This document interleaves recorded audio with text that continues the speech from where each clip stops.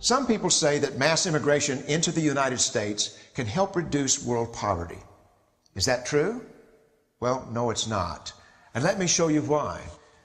This gumball represents the 1 million legal immigrants that the United States has taken every year on average since 1990. Now, who in the world deserves our humanitarian compassion? The World Bank has one measure of the desperately poor of the world. They make less than $2 a day. And how many people make less than $2 a day in the world? We'll start with Africa. In Africa alone, there are 650 million people who make less than $2 a day. 650 million. And in India, another 890 million people, desperately poor. China adds another 480 million people, making less than $2 a day. And unfortunately, the rest of Asia has a heartbreaking 810 million people who the World Bank says make less than $2 a day. And finally, there's 105 million of Latin America's population that are desperately poor. All told, the World Bank says there are 3 billion people in the world. 3 billion people who are desperately poor, making less than $2 a day. That's 3,000 gumballs. And every year, we take 1 million and suggest that we've somehow made a humanitarian difference. Of course, we don't pull our immigrants from these desperately poor populations, do we? These people are too poor, too sick, too disconnected to make it here as immigrants.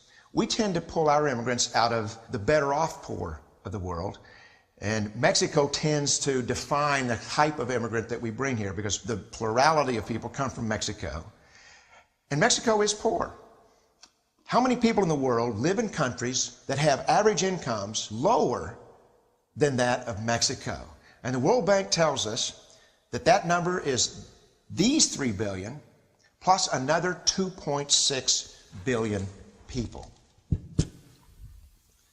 5.6 billion people in the world who live in countries with average incomes below that of Mexico. That's 5,600 gumballs.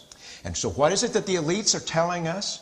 They're telling us that when we take this 1 million immigrants, that we somehow or another are tackling world poverty. And we have to do it regardless of the effect on our unemployed, the working poor, the most vulnerable members of our society, regardless of the effect on our natural resources. Even if we went by the most radical proposals in Washington, which are to actually double our immigration to 2 million a year, which would totally overwhelm our physical, natural, and social infrastructures, we couldn't make a noticeable difference. And we may be really hurting the impoverished people of the world because the million that we do take are among the most energetic, often the better educated, certainly the most dissatisfied people that if they did not immigrate would be the agents for change to improve the lot of all the people in these countries.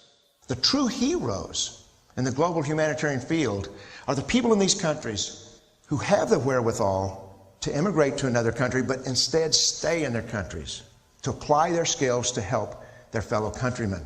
Unfortunately, our immigration system tends to entice these very type of people to abandon their countrymen. The impossibility of making even a dent is actually worse than it looks here. Because last year, when we took 1 million immigrants, these countries added, births over deaths, 80 million more people into the impoverished populations. And this year, Congress is bringing in 1 million legal immigrants. And this year, according to the United Nations, these countries are expected to add another 80 million people. And next year, you can be quite sure that Congress, unless stopped by the American voters, will bring in another 1 million immigrants. And these countries, unfortunately, will be adding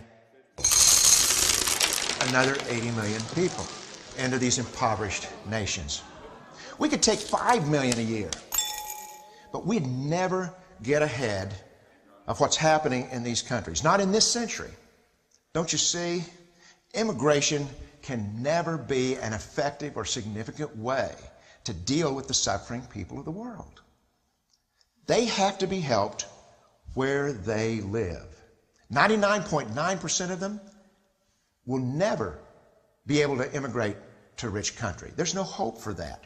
They have to bloom where they're planted. The only place that 99.9% of these people can be helped is where they live. Let's help them there.